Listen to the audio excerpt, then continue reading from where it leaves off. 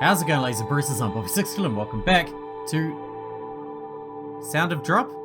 Yeah, Sound of Drop. Sorry, I'm on another planet in my brain or something. Anyway, we got the bad ending in the last episode when we went back to help Himeno. So obviously we're going to take the other option now. Going back is dangerous. I can't do anything by stopping here. I have to press on. Otherwise we'll drown by getting octopused to death. Anyway, yes, let's do that. And so I start toward the starry sky. I gaze in fascination to the right and left of me. If circumstances weren't what they were, I would have stopped to stare into each and every tank. It's beautiful. The tanks lined up all together are beautiful enough, but each one is vivid like the night sky and laid with jewels. Altogether there are 7 tanks. Each one holds a different type of jellyfish. Some with poison, some without, categorized by aspects such as where they live. They really are beautiful. I stop and stand in the very center, between the 3rd and 4th tanks. I wonder if the last time we came these tanks were here. Nakanobe Mari, my little sister. I lean back against one of the tanks and sit down. Whenever Mari's face appears in my mind, I lose all of my strength. If anyone saw me, I'd be embarrassed, but here I am now, in Manten Aquarium. There's no one around. I heave a sigh and look up at the ceiling. For some reason, a large fan is revolving there. My memories of the last time we visited Manten Aquarium aren't all bad. It was the first time in a long time all 4 of us had gone out as a family. Marty and I got along really well, except for when you don't trade with her for the necklace or whatever, and we always held hands as we walked. We would do things like play house or read picture books aloud. Marty was a bit more of a tomboy than I, so even though I was the older sister, she was the one who gave the orders. Since it was the first time the 2 of us sisters went to the aquarium, it was natural for us to be very excited. Just as one would expect, the first time Marty and I laid eyes on the creatures of the sea, we experienced fear, awe, and the sensation of being deeply moved. The creatures we saw at the time have stayed with us, with me as vivid memories, happy memories. I still have plenty of them. But on such a special day of all things, Marty and I ended up fighting. The rest proceeded just as I remember. Since then, my parents buy me anything I want. However, I changed as well, and I didn't really want anything anymore. Greed itself seemed to decline for me, and I never really got excited for anything. That's why when my mother bought me these boot sandals, I was happy. I was fascinated by their nostalgic ultramarine colour. About 1 year after Marty disappeared, she stopped coming up in conversation. I don't know if my mother and father had accepted it as a tragic accident, or if the sadness had slowly faded, but my new normal had begun. I'd become an only child, but that's nothing more than an excuse I can't escape from. Marty, you're here, right? Finally, it seemed my strength has returned, and I stand up. Even though I asked, no answer will come. The thundering ventilation fan in the ceiling is the only sound I can hear. It was almost the same time I stood up. A crack appears in the glass of the tank behind me. Since the glass doesn't make any noise when it splits, I realize it's broken when water splashes on my rear end. Water continues to flow out, gradually spreading to my feet. The amount of water from the tank is more than just puddles after a heavy downpour. Along with the water flowing forth, the jellyfish that had been in the tank until just a moment ago flowed out. In order to avoid contact with the water already soaking my sandals, I stepped back from the puddles without looking away. How? Why?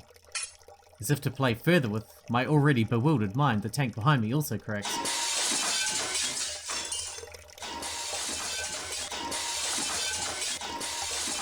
They're all going. This time I hear the high-pitched noise of glass cracking. Following that, the tanks are each destroyed in turn.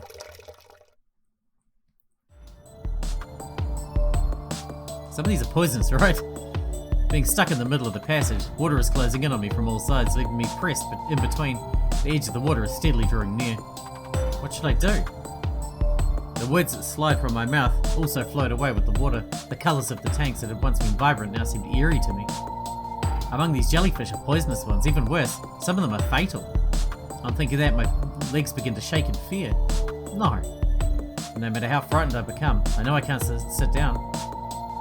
As if the area I'm in is shrinking, water and jellyfish are both heading toward me, and it's impossible for me to touch the floor. Save! My dear God, save before we die. Run straight through. I have no choice but to run straight through. I no longer have time for doubt. At a glance, the door on the opposite side is closer than the one I came through. From here, the distance isn't too far to the interior door. Running at top speed should be enough to reach that one. I hesitate for a moment, then grip my teeth and take off running. It's no more than 10 meters. It's a distance that should pose no trouble, even for someone like me who tested below average in physical endurance. When I'd run about 5 meters, just having passed the 6th tank, I full force onto my back. The floor is wet, so one might say that this should have been expected.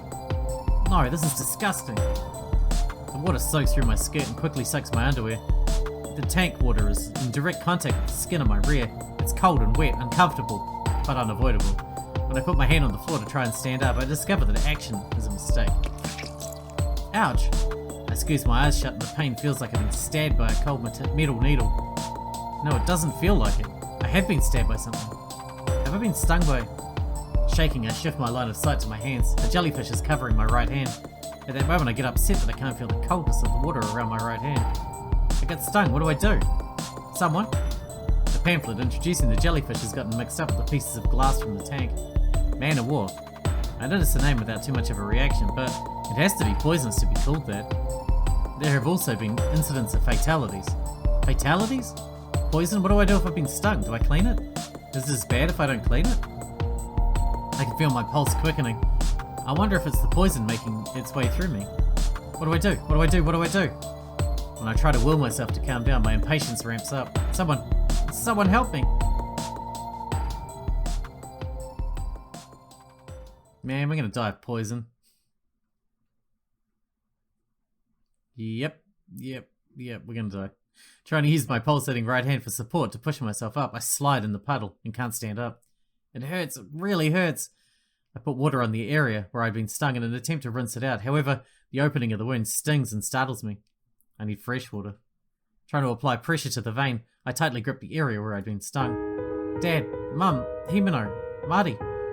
Wanting to be saved, I call out as loud as I can. However, in reality, my voice has already grown hoarse. The corners of my eyes grow hot, and from them fall individual droplets. No, I'm gonna die. My voice is no longer really a voice at all. Before long, an electric shock runs through my right hand. The subsiding of intense pain brings my senses back to me, but my voice will no longer come out. Even when I try to think of something, nothing happens except a sensation of pain whirling inside me that fills me to the brim. Unable to control my body, I fall to the ground. First my head, then my chest. From my stomach to my feet, having fallen on my face, half my body is submerged in water. My heartbeat quickens. I become acutely aware of the flow of my blood. Unable to stand it, I vomit. The very idea of being able to endure it no longer occurs to me. Even so, the poison won't be expelled from my body. My entire being becoming numb is proof that my body has been pumping so quickly that it has worn down my veins. Wanting to rinse out the remaining vomit in my mouth, I suck in water. It tastes like salt. Within my body, I'm struggling with all I have. On the outside, my shell has long exceeded the limits of its stamina. Blood is soaking through the capillaries of my eyeballs, and the puddles spreading on the floor are pierced with red. Gradually, I stop feeling my blood flow. Is it because my heart has stopped? Or because my consciousness has disappeared? Either way, my consciousness stops and fades into the darkness. At the same simplicity that a ventilation fan spews out old air, my breath is evacuated from my body. Man, I'm gonna get every bad ending on this one, huh? When I come to, I'm still sitting gazing into the cylindrical tank, vacantly, thinking nothing other than, I wonder if something's in there. I just stare into that tank. I have neither the urge to call out nor the desire to walk away. Merely the sensation that my consciousness alone is floating along the rippling sea. Why on earth am I here anyway? What do I come here to do? Whether I can't remember, or there was no reason from the beginning. The jellyfish are pretty. Especially this jellyfish. The colour is so bright. The voice that starts talking right in front of me catches my attention for some reason. I feel like I've heard it before somewhere. Well, who is it? I'm unable to remember clearly, seeing only a wavering face that won't come into focus. Anyway, Mayu, where'd she go, Mayu? That girl, she talked like she was looking for someone. Poor thing. If she lost someone here, she probably won't find them. Wait a second. Where is this to begin with? Swaying, softly. Drip drop. The sound of drops resonating all around me. Gradually ceasing to care, my consciousness melts into the water.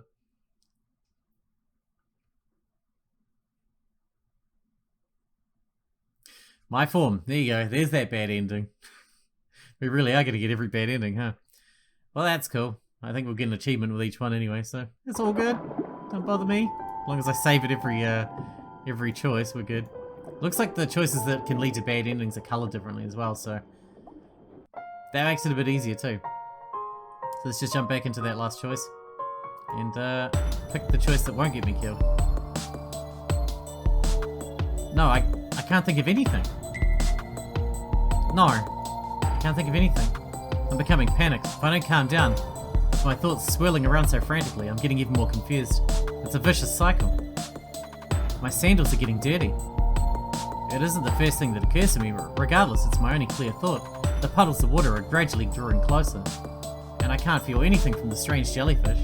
I feel my heartbeat speed up as my chest starts to hurt from nervousness. At this point I have to run through without worrying about my sandals. Though they are sandals, the soles are strong, and as long as the jellyfish don't jump, I probably won't get stung. Little by little, the safe spots are disappearing. I tightly pull my legs together, which makes me stagger. I let out a small scream and straighten up a bit. With nothing behind me to lean against, I'm just about cornered. I wonder if I'll die of jellyfish poison. I mean, yeah, we've been there. Rocked by waves of blended nervousness and fear, I carelessly entertain that line of thinking. The meter gauging my fear must be in full tilt. I think with cool self-deprecation. You, from earlier. Huh? The sudden yell confuses me. Upon looking in the direction of the voice, I see that the door has been thrown open, and a man is standing there. Shoot, why are your feet exposed? Can't be helped. That is definitely Hiyoshi-san. The man we called names is now gently removing his shoes and tossing them over to me. My mind races as I catch them. They're thick-soled boots. Put those on and make your way over here. All the jellyfish floating there have deadly poison. Be careful. I take off my sandals and put my feet in his boots just as he tells me to.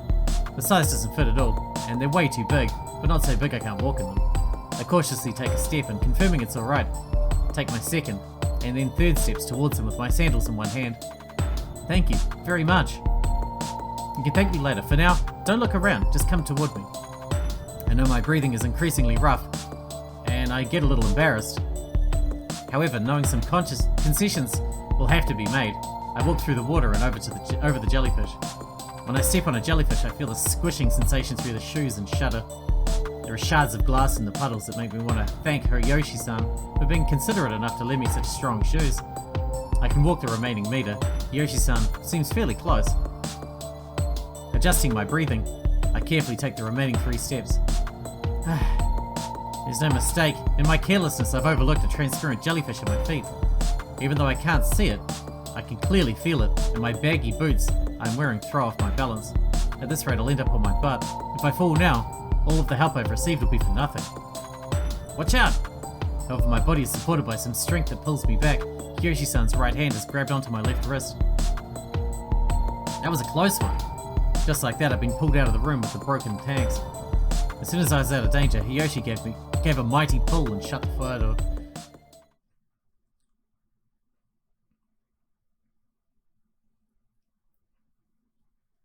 This is in front of the souvenir stand. More importantly, why are you here? Hiyoshi-san steadies me against the wall in front of the souvenir stand.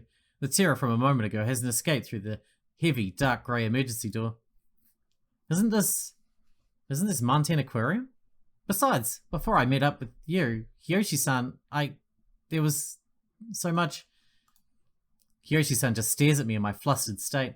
Alright, calm down, Mai-chan. A wry grin appears on Hiyoshi-san's face, and he motions in front of the souvenir stand before sitting down. Today I have nothing but bad memories in relation to the floor, so I merely lean against the wall. The gacha machines are still there, but the whole lineup is new, and I don't know a single one of the products. That should be the least of our concerns right now, surely.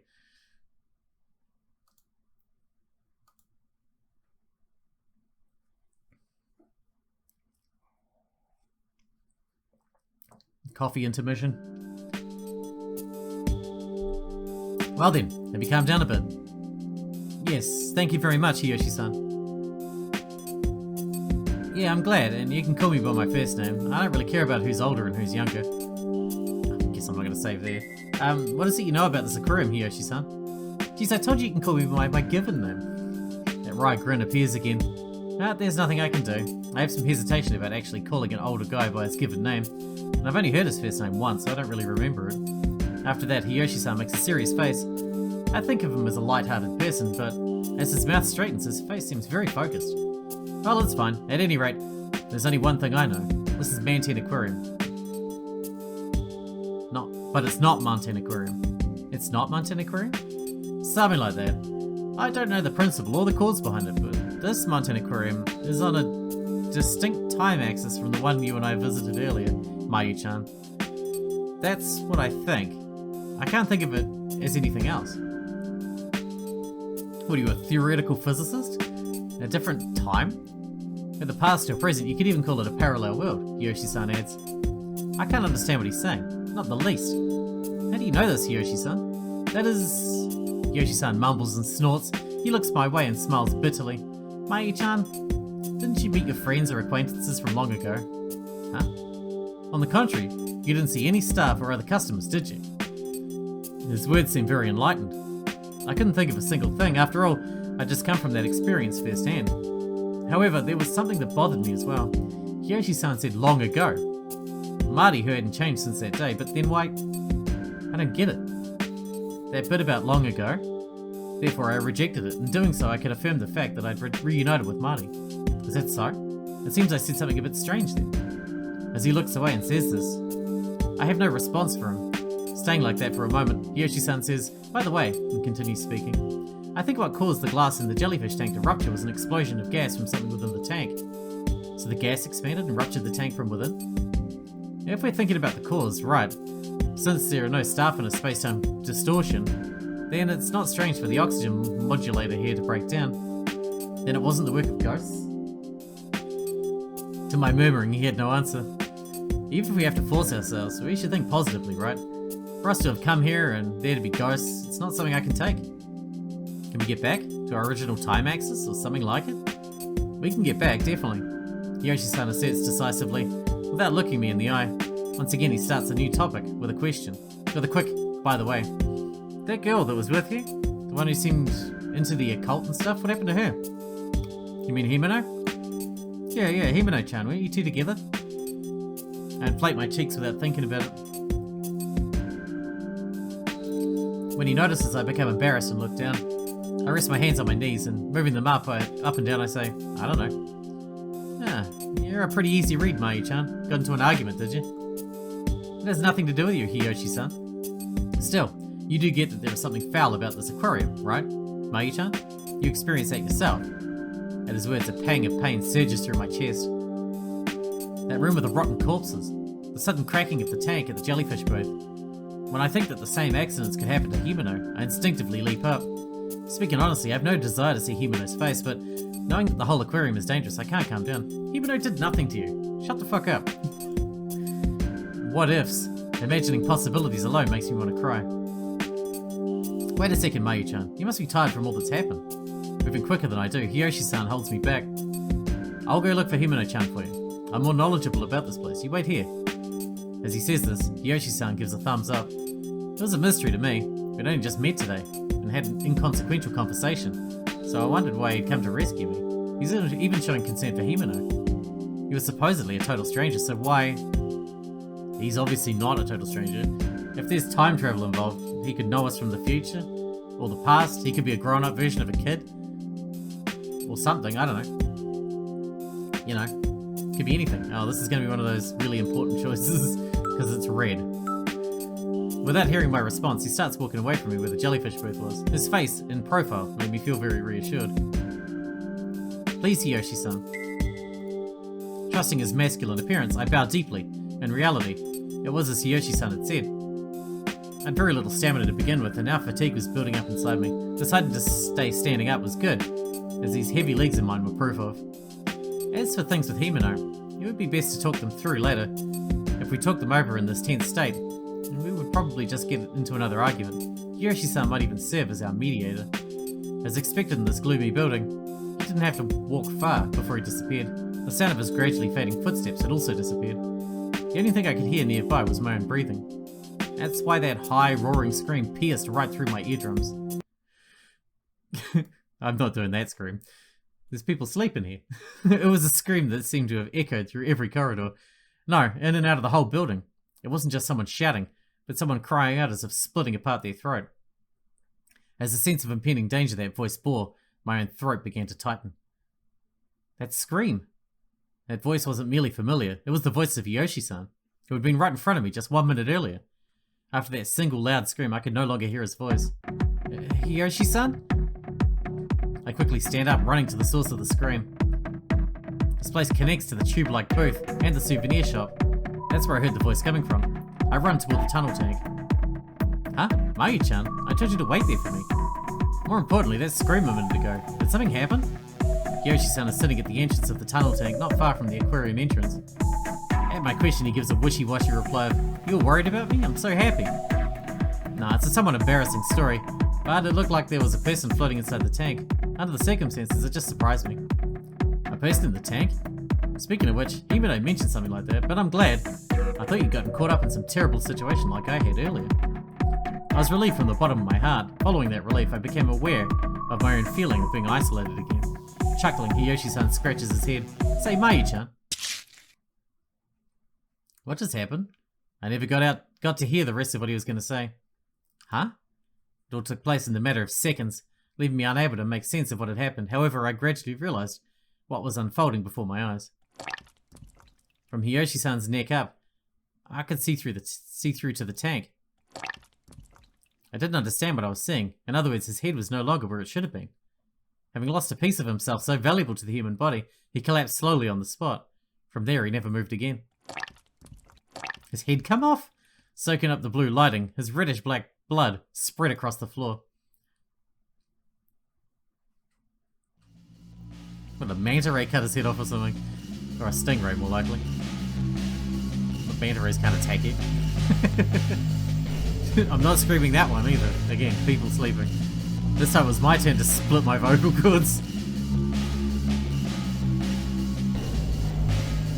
Plus, I recorded a lot of episodes, you know, I don't want to destroy my voice box right now. Why? How had he gotten like this? What could have happened to have left him in this state? Yoshi-san's head tumbles along the ground and catches my eye. His eyes are wide, his pupil dilated. The grin I'd seen hours earlier still spread across his face.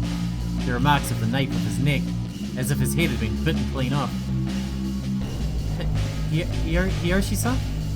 I intended to run and leave the dead Hiyoshi-san. Whatever left those bite marks was still nearby, but I couldn't do it. Well, there we go. We're also in bits now. I still pick the bad end no matter what. I always pick the bad end. It hurts. The area below my knees has become pitch black.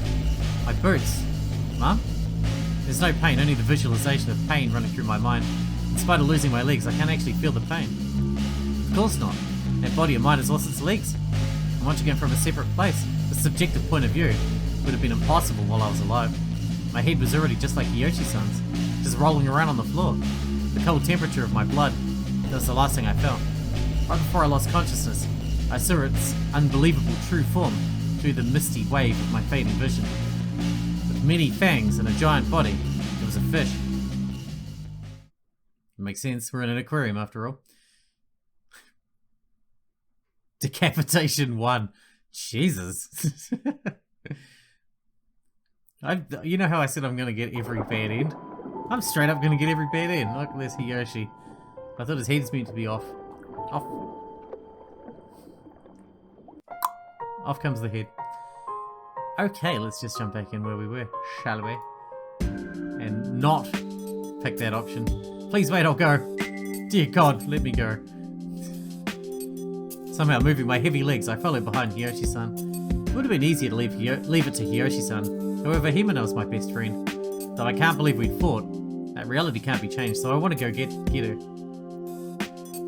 Since the souvenir shop is near the entrance, Hiyoshi-san heads toward the closest tunnel tank. If Himeno is still in the building, then we need to look everywhere for her. I'm unable to catch up with Hiyoshi-san before he enters the tunnel. I'm going too. Huh? Mayu-chan, I told you to wait there for me. I can't do that because Himeno is my friend.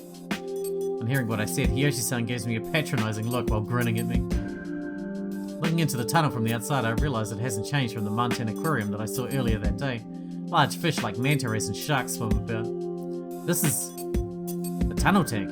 If you two went in order earlier, then shouldn't we start with the first exhibit? I nod, as what Hiyoshi-san said is right. He adds, right, and walks on. I notice something there and pull him back. Look, over there. I say as I point to an area nearby that's visible from the entrance. As the silhouette becomes clearer on closer observation, I become frightened.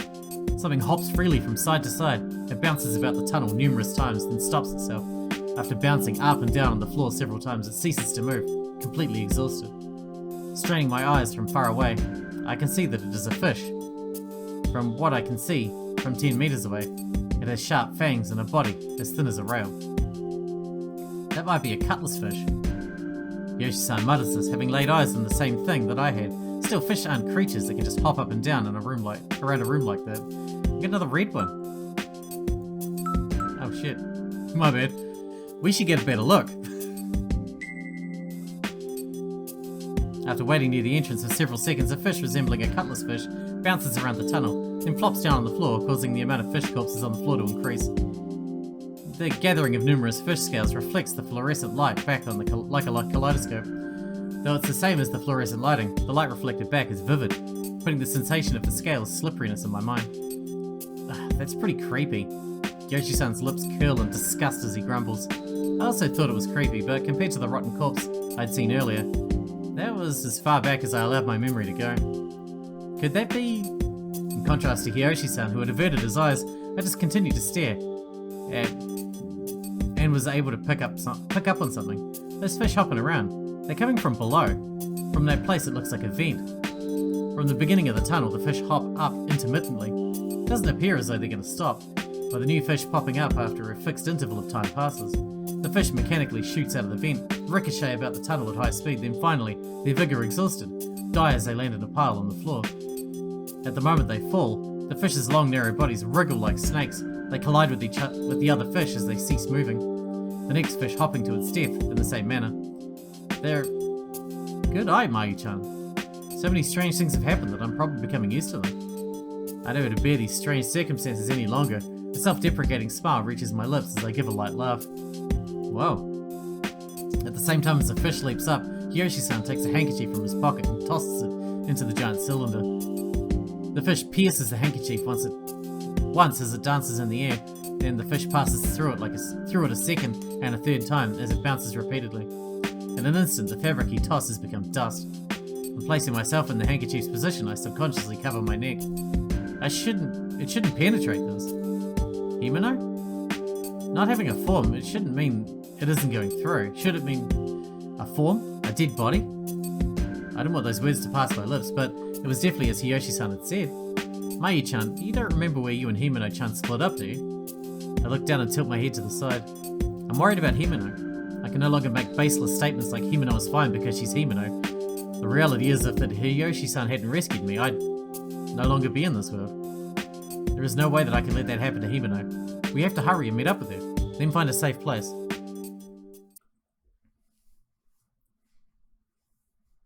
Yep, hopefully. Okay, well, we need to do a once-over of the building. Yoshi-san knocks on a panel that is to the left. If you're looking in from the entrance, I hear it make a hollow sound before he pushes the panel in. Making a rattling sound, the panel opens.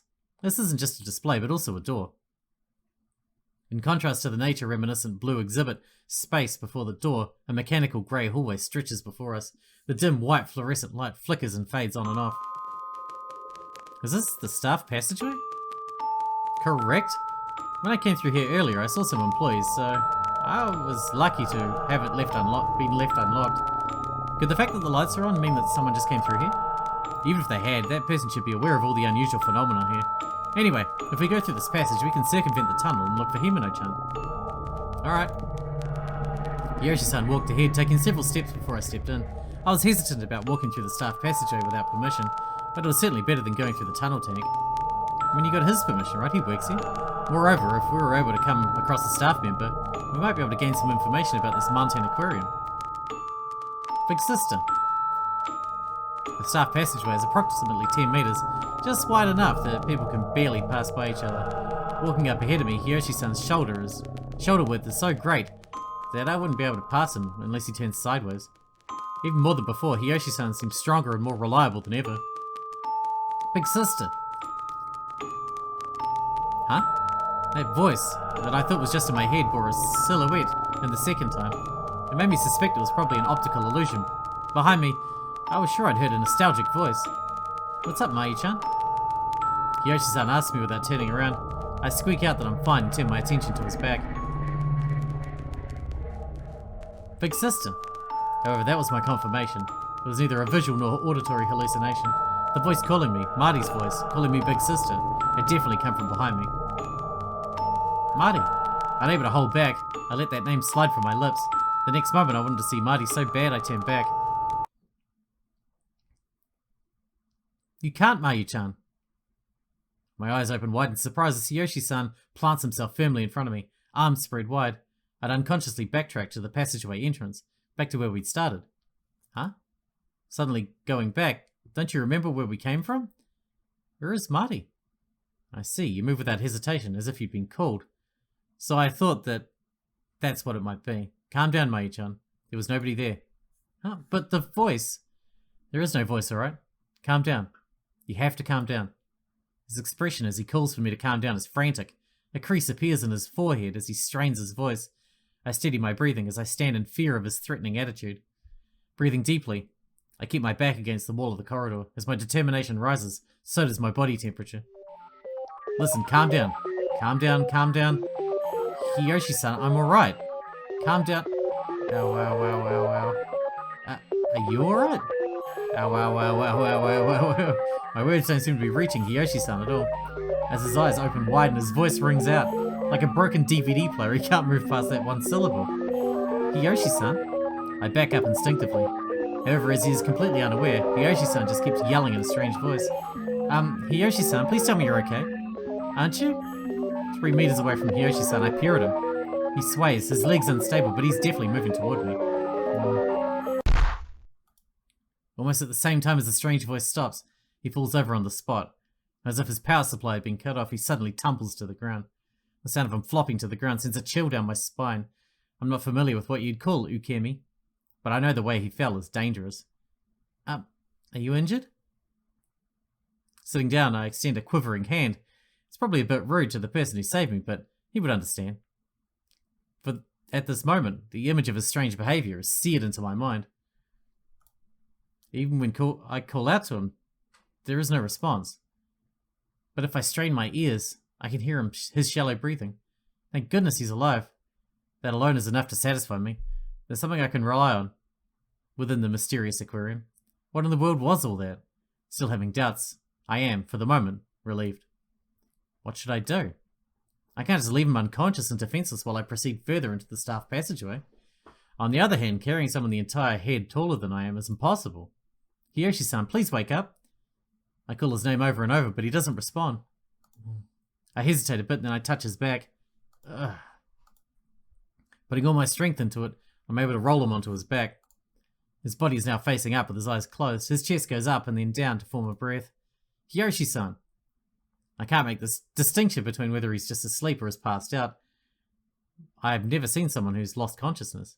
I take deep breaths to keep myself from giving way to panic. Other than the sound of Hiyoshi-san's breathing, the sounds of machines running echo. Sometimes I can hear the sound of my own breathing. Alright, we better wrap this one up here. This seems like the perfect time, because we're about to start a new scene. This is interesting. I have no idea where this is going to go, but obviously there's time travel involved. I didn't know that when I picked this one to be the next one to play, but I'm down. Anyway, hope you guys enjoyed it. Thanks for watching. Thanks for hanging out with me, and I'll see you in the next one.